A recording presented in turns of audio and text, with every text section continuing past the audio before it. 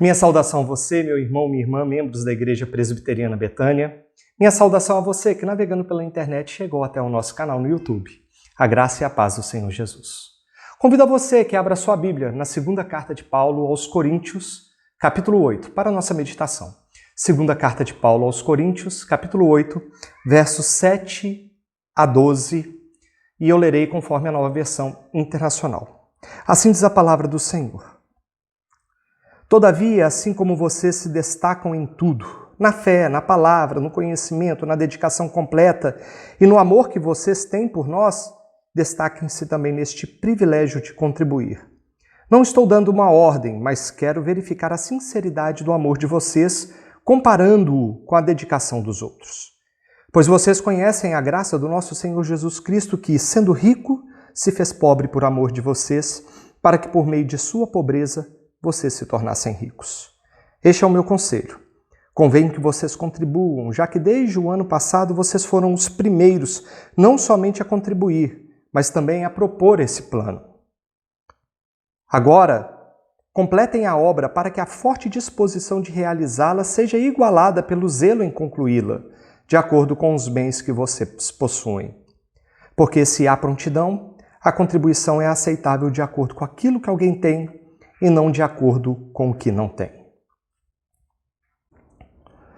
Temos passado por intensas agitações nos últimos meses. O mundo tem se preocupado com notícias calamitosas atrás de notícias calamitosas. Não sei você, mas eu tenho me questionado o porquê de tudo isso, qual o seu propósito.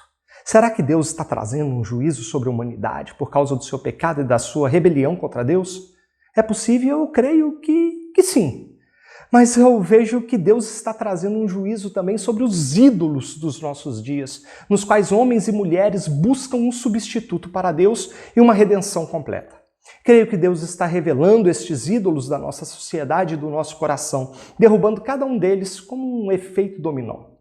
Vou dar nome a alguns desses ídolos. A ciência, por exemplo. A ciência não demonstrou capacidade de trazer respostas definitivas ao ser humano e às suas necessidades em tempos de pandemia. O mercado financeiro é insuficiente quando, por força dessa mesma pandemia, negócios foram fechados, economias foram perdidas e milhões de desempregados, de miseráveis, de famintos foram produzidos mundo afora. O Estado, ele se revelou incapaz de atender à necessidade de todos. Ele não é onipresente, não é onipotente e não consegue absorver a demanda da população. Não há saúde para todos, não há recursos financeiros para todos. E o último e o quarto ídolo não é tão novo como esses três primeiros. São as riquezas e o dinheiro. Em Mateus 6 e Lucas 16, Jesus chamou esse ídolo de Mamon e garantiu: não é possível servir a Deus e servir a este outro senhor, a Mamon, ao dinheiro, às riquezas. Esse é um falso Deus muito pessoal, que não está na esfera pública e a sua queda não é tão visível. Ele é protegido por sigilo bancário. Ele se manifesta quando colocamos a nossa confiança nas riquezas dessa vida e acreditamos que tudo ficará bem se ajuntarmos mais e mais para nós. Nos tornamos avarentos, insensíveis às necessidades do nosso próximo, do nosso amigo. O chamado de Deus para todo cristão é: abandonem os ídolos e sirvam somente ao único e verdadeiro Deus. Isso envolve deixar de servir ao dinheiro e usá-lo como instrumento para a glória de Deus, investindo no reino de Deus com generosidade e liberalidade. Nesta segunda carta, Paulo escreve aos Coríntios, demonstrando algumas preocupações pessoais como apóstolo com aquela igreja. Não se trata de uma carta que gira em torno de um tema específico, mas se trata de uma epístola que traz em seu corpo uma série de admoestações, instruções, palavras de consolo, de encorajamento em meio ao sofrimento. O texto que lemos reflete um desses muitos ensinos de Paulo. Para isso, vamos entender um pouquinho a respeito do que estava acontecendo naqueles dias. Muitos crentes, especialmente os que viviam em Jerusalém, estavam passando por necessidades. Atos, capítulo 11, versos 27 a 30, relata o episódio de uma grande fome em Jerusalém, ao ponto da necessidade de os apóstolos intervirem para acudir aos santos que estavam lá. Os versos 29 e 30 de Atos 11 nos afirmam que os discípulos, cada um segundo as suas possibilidades, decidiram providenciar ajuda aos irmãos que viviam na Judéia. E o fizeram enviando suas ofertas aos presbíteros pelas mãos de Barnabé e Saulo, que é o mesmo Paulo que escreve essa carta aos Coríntios. Paulo, então, estava na Macedônia quando escreveu essa segunda carta aos Coríntios e lá ele havia testemunhado algo maravilhoso. Veja comigo o que dizem os versos 1 e 2 da Epístola aos Coríntios, deste capítulo 8 que nós lemos. Agora, irmãos, queremos que vocês tomem conhecimento da graça que Deus concedeu às igrejas da Macedônia. No meio da mais severa tribulação, a grande alegria e a extrema pobreza deles transbordaram em rica generosidade. Paulo havia presenciado como as igrejas da Macedônia liberalmente, deliberadamente contribuíram com os crentes necessitados. Aquelas igrejas encontraram a grande alegria em meio às tribulações e à pobreza e expressaram algo que Paulo chamou de rica generosidade. Paulo atesta que essa postura dos macedônios foi resultado de uma mudança de vida promovida por um encontro pessoal com Jesus, de uma vida totalmente entregue a Deus. O verso 5, Paulo ele vai asseverar e vai afirmar que os macedônios não somente fizeram o que esperávamos, mas entregaram-se primeiramente a si mesmos ao Senhor e depois a nós pela vontade de Deus. E então Paulo escreve aos Coríntios, admoestando-os, exortando-os a serem também providos de uma rica generosidade, mesmo em tempos difíceis. Para isso, o apóstolo apresenta duas características dessa rica generosidade em tempos de escassez. Em primeiro lugar, essa generosidade é pródiga no doar. Ela excede no doar. Paulo, no seu texto, dá a entender que a generosidade cristã, ela excede, ela transborda, ela é superabundante, deve ser superabundante. Veja comigo novamente o que dizem os versos 7 a 9. Todavia, assim como vocês se destacam em tudo, na fé, na palavra, no conhecimento, na dedicação completa e no amor que vocês têm por nós, destaquem-se também no privilégio de contribuir. Não estou dando uma ordem, mas quero verificar a sinceridade do amor de vocês, comparando-o com a dedicação dos outros. Pois vocês conhecem a graça de nosso Senhor Jesus Cristo, que, sendo rico, se fez pobre por amor de vocês, para que por meio de sua pobreza vocês se tornassem ricos. Paulo afirma que os coríntios eram cheios de dons e se destacavam em muitas áreas. Isso nós já encontramos na primeira carta que Paulo escreveu aos Coríntios. Era uma igreja que se orgulhava de possuir muitos dons, de possuir diversas capacitações dadas pelo Espírito Santo, e isso, de certa forma, gerou divisões no meio daquela igreja e contou com a intervenção naquela ocasião de Paulo, na primeira carta, para que a soberba dos coríntios fosse confrontada. Agora, já no verso 7 deste capítulo 8, vemos que Paulo retoma diversos dons que se encontravam no meio da igreja de Corinto. Aquela igreja superabundava na fidelidade, na fé, na pregação da palavra de Deus, no conhecimento, na dedicação, no amor, especialmente em relação ao apostolado de Paulo. Mas Paulo chama a atenção de que eles precisavam também ser superabundantes no dom, na graça de serem generosos. E Paulo esclarece que isso não deve ser resultado de uma demanda da liderança ou dele próprio como apóstolo. Ele afirma que não se trata de uma ordem, ainda que Paulo tivesse autoridade para fazê-lo. Como apóstolo, Paulo poderia fazer isso, mas ele deixa claro que se trata de uma liberalidade, uma iniciativa que deve brotar do coração de quem doa, de quem é generoso, de quem tem um coração que havia sido transformado pelo poder do Evangelho de Jesus. E para ilustrar essa rica generosidade, que é pródiga, que excede em doar, Paulo usa como modelo, como padrão de generosidade, o próprio Senhor Jesus. No verso 9, nós podemos observar como o apóstolo se volta para os crentes de Corinto e diz: vejam o que Jesus fez por vocês. Vejam as riquezas da glória que o Filho de Deus deixou para se encarnar, para se fazer homem. Vejam como ele deixou o esplendor de sua glória, se fez homem, se fez pobre, para dar a vocês as mesmas riquezas da glória da qual ele abriu mão. Vocês são ricos de uma riqueza que homem algum pode adquirir com seus bens, simplesmente porque vocês foram alvos de um Deus generoso. A exortação de Paulo aos Coríntios era: assim como vocês se destacam, como vocês se excedem em muitos dons, excedam também, sejam pródigos em generosidade. Billy Graham, um famoso e importante evangelista do século XX, afirmou certa vez que Deus nos deu duas mãos, uma para receber e outra para dar, e completou: nós não somos cisternas feitas para acumular, somos canais feitos para compartilhar. Meus irmãos, como temos administrado os recursos que Deus nos deu? Para a nossa própria glória? Para a satisfação dos nossos desejos e interesses? Temos encarado o que temos como sendo, na verdade, de Deus? Nesses momentos de escassez, precisamos permitir que o Espírito Santo de Deus nos ensine a sermos generosos. Vermos com os olhos de compaixão aqueles que nos cercam, seja nosso parente, amigo, nosso vizinho, nosso irmão em Cristo, na fé, que tem passado por necessidade, e avaliarmos se temos nos excedido em doar, em uma rica generosidade, pródiga em dar. Temos muitos dons e talentos como igreja, e exemplo da igreja de Corinto. Podemos ser fiéis na nossa pregação da palavra, ser defensores de uma teologia reformada, de uma teologia saudável, conhecedores da palavra de Deus, e isso tudo é importante e necessário. Mas a prática da generosidade é igualmente necessária, a ponto de Paulo, em alguma medida, considerá-la de igual importância aos demais dons citados. Diante disso, qual iniciativa temos tomado? É louvável e emocionante a iniciativa das mulheres da nossa igreja em se desprender de valores, de recursos para abençoar famílias necessitadas por meio do ministério do pastor Bill, da Terceira Igreja Presbiteriana do Recanto das Emas. Mas nós, por exemplo, homens, o que temos feito? Mas nós, individualmente, sem que ninguém saiba o que temos feito. Estamos dispostos a exceder em doar? Estamos dispostos a ser pródigos em generosidade? Você talvez se pergunte como você poderia ser generoso. Você pode olhar ao seu redor, você pode ser generoso em relacionamentos, você pode buscar conhecer a necessidade dos irmãos da fé, você pode ser generoso com o seu tempo fazendo uma ligação. Isso não é apenas um papel do conselho da igreja, da junta diaconal, mas de cada crente em Jesus, membro dessa comunidade de fé que se preocupa com os demais. Você pode apontar para a junta diaconal, por exemplo, necessidades de assistência social para que a junta atue nas áreas para as quais Deus a chamou.